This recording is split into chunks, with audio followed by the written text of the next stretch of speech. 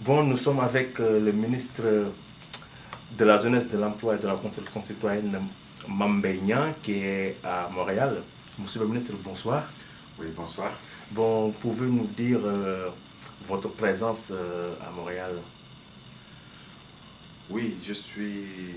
Bonjour d'abord, bonsoir d'abord, et à vos téléspectateurs qui ne sont pas seulement au Canada, qui sont partout dans le monde, particulièrement bonsoir à la diaspora sénégalaise.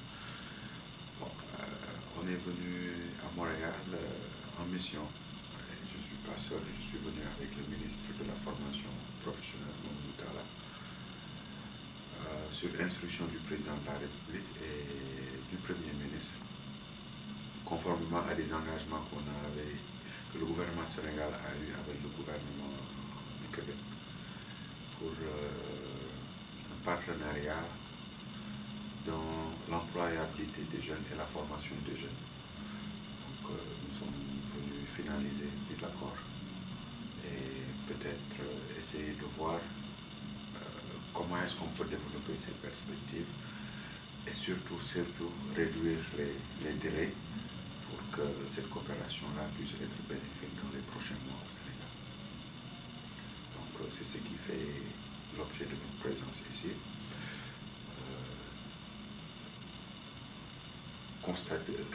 Étudier le modèle canadien qui a fini de faire ses preuves quand même. Parce qu'au Sénégal, les gens ne le disent pas souvent, mais le problème majeur de l'éducation, c'est l'employabilité. L'enseignement général a pris des proportions très élevées, ce qui explique la volonté du président de la République et l'engagement du président de la République à réformer l'enseignement supérieur, et notamment après l'enseignement supérieur, on va aller vers l'enseignement secondaire et élémentaire, qui ne répondent plus aux, si je peux le dire comme ça, aux critères de performance d'une économie actuelle dans le monde. Parce que le jeune Sénégalais qui fait l'enseignement général jusqu'à l'université n'est pas outillé pour affronter les marchés du travail. Donc, étant donné qu'il ne faut pas réinventer la roue, le système canadien est en train de faire ses preuves au Canada et d'autres pays sont en train de l'expérimenter. Nous devons bénéficier de cette expérience-là afin de régler dans les plus brefs délais les problèmes de l'employabilité des jeunes Sénégalais. Donc ça veut dire qu'aujourd'hui, vous regardez vers l'Amérique du Nord. Et donc au Sénégal, on a l'habitude de regarder vers la France. Aujourd'hui, c'est l'Amérique du Nord. C'est une rupture. Non, moi je pense que il faut se dire les choses. On est dans un monde où pratiquement il n'y a plus de barrières. Et tel que j'ai eu à le dire tout à l'heure, on ne réinvente pas là-haut. Il y a des modèles qui existent. Il suffit de voir le modèle qui est plus approprié à vos problèmes, l'actualiser et peut-être le rendre conforme à la sociologie sénégalaise et le démarrer. Je pense qu'il n'y a pas une différence entre le modèle français, le modèle américain, le modèle chinois. C'est le modèle qui marche qu'on veut au Sénégal. Et s'il faut aller en Chine pour le faire, pour régler rapidement ces difficultés-là, il n'y a pas de gêne, on va le faire. On a été nommé pour ça, on est payé pour ça, on va le faire. Tout à fait. Donc revenons sur votre ministère. Donc la dénomination, c'est ministre de la Jeunesse, de l'Emploi et de la Construction citoyenne. C'est quoi la construction citoyenne? Qu'est-ce que vous attendez par ce mot? Oui, je pense que le président de la République, son Excellence Macky Sall, a été le seul candidat.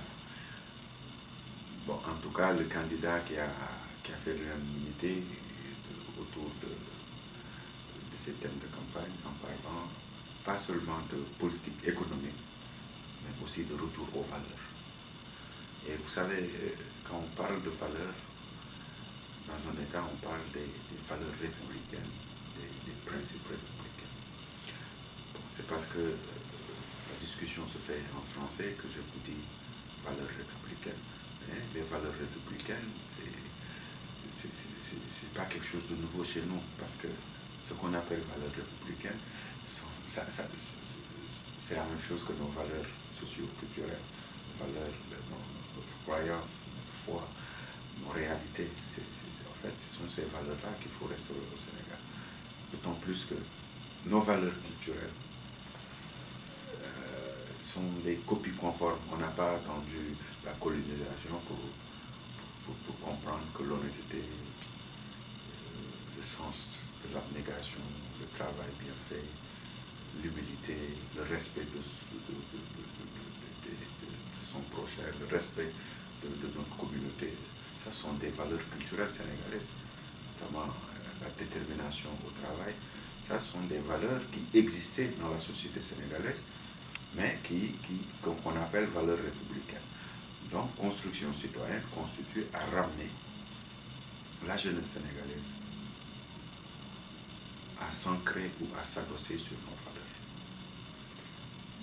Ramener parce qu'il faut constater que ces valeurs-là, aujourd'hui, sont en dégradation. C'est-à-dire nous en sommes arrivés à un stade où le Sénégalais, le modèle sénégalais tend à disparaître. C'est normal, on est dans un monde où tout est en train d'être aplati et que l'unité de mesure n'est rien d'autre que de l'argent maintenant. On ne mesure plus la dignité d'un homme à travers ses valeurs, les valeurs qu'il incarne, mais seulement en fonction des capacités financières. Nous, le président a dit qu'on ne voulait pas de ce Sénégal-là. On ne cherche pas à faire du jeune Sénégalais un modèle universel. Nous n'avons pas cette ambition-là. Nous voulons conserver ce modèle sénégalais, fier, enraciné dans nos croyances et dans nos valeurs culturelles et religieuses. Donc, pour que ça puisse se faire, il faut créer les conditions de maintenir notre jeunesse dans ces réalités-là. Donc, c'est tout le sens de la construction citoyenne, c'est-à-dire, comme on le dit en Wolof, le jom, le fulla, le fayda, le gëm sa bopp. Ça sont des valeurs qu'on assimile à des valeurs républicaines ici en Occident, mais qui sont sénégalaises d'abord. Tout à fait. Donc, lors d'une interview à la TFM, vous avez affirmé que vous avez créé 147 208 emplois depuis 2012. Donc, beaucoup de gens se sont interrogés, ils ont dit où sont passés ces emplois? Bon, vous savez, je pense que même le chiffre même a été actualisé parce qu'au moment où je faisais cette communication-là, effectivement, je confirme, c'est ça. L'inspection du travail et mes services, la direction de l'emploi n'avaient pas encore fini parce qu'il y avait des contrats qui n'ont pas été traités entre-temps. Mais exactement, c'est le chiffre que le ministre du Travail a dit. On en est à 165 000 emplois créés du 1er janvier 2012 au 31 décembre 2014. Les chiffres de 2015 ne sont pas pris en compte parce que l'exercice de l'année 2015 n'est pas encore bouclé. Vous savez, pour qu'on puisse comptabiliser un emploi, ce dont je parle là, ce sont des emplois formels. Un contrat, pour que ce contrat puisse être légal, doit être validé ou enregistré à l'inspection du travail. Même les privés qui signent des contrats de CDI ou CDD avec un Sénégalais ont l'obligation de les déclarer au niveau de l'inspection du travail. De la même manière, les entreprises qui tombent en faillite font des déclarations à l'inspection du travail. Donc ces chiffres-là sont à la disposition de l'ensemble des Sénégalais qui veulent le vérifier. Donc les gens n'ont pas à s'étonner. Ce sont des chiffres qui sont disponibles à l'inspection du travail, au ministère du Travail, à l'ANSD, et ce sont des chiffres qu'on peut vérifier. Bon, maintenant, il faut faire la différence entre la communication politique et la communication que je peux appeler objective. Ce que nous disons là, ce n'est pas une communication politique. C'est à la disposition de l'ensemble des Sénégalais. Ça, ce sont des emplois formels. Et reconnaissons que il y a des emplois informels. Il y a des emplois qui ont été créés et qui n'ont pas été comptabilisés. C'est-à-dire, le travailleur agricole n'a pas encore de statut. Même si le Premier ministre a fait une communication sur ça, on va dans ce sens. c'est-à-dire les milliers de jeunes qu'on finance à travers des projets bancables sélectionnés, ne sont pas répertoriés parce qu'ils n'ont pas de contrat. Ça sont des milliers d'emplois. Donc, objectivement, si on raisonne seulement en termes de revenus, il y a plus de 165 000 Sénégalais qui ont trouvé du travail depuis. Mais l'ensemble des contrats, CDD, CDI, temporaires, qui ont été créés, sont chiffrés à 165 000. C'est exact. Oui. Certes, il y a des difficultés pour un jeune à trouver de l'emploi. Mais ce n'est pas ce nombre-là qui pose problème. Le problème, c'est qu'il faut se dire les vérités, il faut se dire la vérité. Sur 100 demandes d'emploi, 42% n'ont pas de qualification. Ça sont des réalités au Sénégal. Le système éducatif, l'enseignement est conçu de telle sorte que le jeune Sénégalais peut aller jusqu'à l'université, avoir une maîtrise, mais il n'a pas une qualification. Et donc ça, ce sont des réformes qu'il faut faire. Le président de la République a proposé des solutions appropriées à ces difficultés-là. Peut-être après, on va vous expliquer comment est-ce qu'on compte le régler dans l'immédiat, dans le moyen terme et dans le long terme. Oui, mais là, vous avez dit 40% de ces emplois sont dans le commerce. Donc, nous, on sait que beaucoup de Sénégalais font le commerce. Est-ce que ce n'est pas de l'enfumance? Parce que donc, le commerce, c'est plutôt le secteur privé. Je ne sais pas comment l'État peut créer des emplois dans le secteur du commerce. Bon, je vais vous donner un exemple précis. Je prends le Prodac, le domaine agricole de Sédhiou, qui a produit à peu près 4000 tonnes, achetées par un Sénégalais qui est le propriétaire de Sédiment, Babacar Ngom. Les groupements qui se sont créés pour commercialiser ce maïs-là, c'est des Sénégalais. Oui. Les jeunes Sénégalais qui ont produit ce maïs-là, c'est des Sénégalais. Les jeunes techniciens agricoles qui ont encadré cette production-là, c'est des Sénégalais. Les jeunes Sénégalais qui entretiennent d'ailleurs le matériel mécanique utilisé sur ces superficies sont des Sénégalais. Ça sont des emplois qui sont déclarés. Mais on peut dire que l'agriculture sénégalaise, vous savez bien, c'est cette agriculture saisonnière, ça veut dire que ce sont des emplois temporaires, ça peut durer 1 mois, 2 mois, il n'y a pas... Non, donc si vous le dites, c'est parce que vous n'avez pas compris l'essence des domaines agricoles. On dit qu'on aménage de grandes superficies, 1000 hectares. Après l'aménagement, on ne demande pas aux jeunes de venir travailler. On irrigue ces superficies. Oui.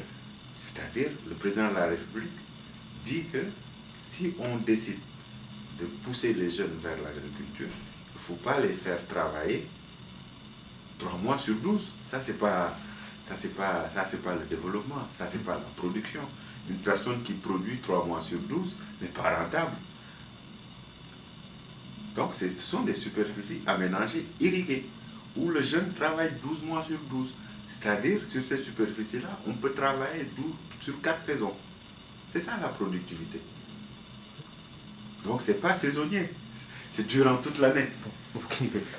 Donc, je pense que ce sont des... En fait, il y a un déficit de communication, je l'assume, mais c'est des exercices pareils qui nous permettent de faire comprendre à nos concitoyens ce qui est en train d'être fait. Okay. Donc, vous êtes satisfait de ce chiffre, parce que si on voit la réalité, on a l'impression qu'il n'y a pas d'emploi. Donc, preuve que les Sénégalais disent que Réumi Dafamaki, ça ne veut pas dire qu'il n'y a pas d'argent, mais il n'y a pas de travail pour non, la réalité. Oui, bon, vous parlez de la réalité, parlons de la réalité. La réalité est qu'on a créé 165 000 emplois. La réalité est qu'il y a de cela 1 an, nos adversaires disaient que c'est des chimères ce qu'ils sont en train de dire à propos des domaines agricoles. La réalité est que ce n'est plus des chimères, c'est quelque chose qu'on constate et qu'on vit et qu'il y a des témoins oculaires et auditifs. Vous allez à Sédhiou, il y a des milliers de jeunes qui travaillent. Vous allez à Kédougou, le domaine agricole de Kédougou a démarré avec Itato. Il y a des jeunes qui travaillent. Dans un mois, avant cet hivernage, nous allons, Inch'Allah, démarrer le domaine agricole de Keur Momar et de Keur Sambakar. Le président de la République s'est engagé à réaliser 10 domaines agricoles dans le pays pour atteindre l'objectif de 300 000 emplois. On ne peut pas réaliser ces 10 domaines agricoles en un an. Il faut se dire des réalités. Ce n'est pas faisable. Les 10 en un an, ce n'est pas possible. Mais cette année, Inch'Allah, nous allons faire fonctionner 4 domaines agricoles. L'année prochaine, on en fera autant. Avant la fin de son mandat, les 10 domaines agricoles seront opérationnels. Donc, on ne peut pas douter de notre bonne foi. Il y a de cela 6 mois, on disait aux gens qu'on va le faire. C'est possible. Aujourd'hui, on peut en compter 2 fonctionnels et bientôt 4 fonctionnels. Donc, donnez-nous le bénéfice du doute. Le président de la République va les réaliser. Mais en fait, ça ne vient pas du pif, ça ne se réalise pas avec des coups de baguette magique. Il y a des études de faisabilité, il y a la réalisation, il y a l'opération. En fait, vous pouvez comprendre que ça peut prendre du temps. Certes, c'est très difficile, ça il faut le reconnaître. Parce que la volonté du président, c'est de donner la possibilité à l'ensemble des jeunes, ou à la majorité, la possibilité de gagner sa vie dignement. Parce que nous tous, nous savons que le travail pour un jeune, c'est beaucoup d'espoir. L'espoir de fonder une famille, l'espoir de conserver surtout sa dignité, l'espoir d'être conforme à notre culture et d'aider ses propres parents. Donc, le président en est conscient, nous aussi, nous en sommes conscients et nous donnons le meilleur de ce que nous avons pour les réaliser. Mais on ne va pas succomber à nos détracteurs qui veulent sortir des difficultés partout. Il y a des difficultés objectives, mais il y a des solutions aussi qui sont appropriées. Vous savez, en parlant de là où nous sommes, ce pays, on ne peut pas nous comparer à ces pays. Eux, ils ont déjà fini leur réglementation. Ils ont déjà fini leur procédure. Ils sont en train de développer la culture.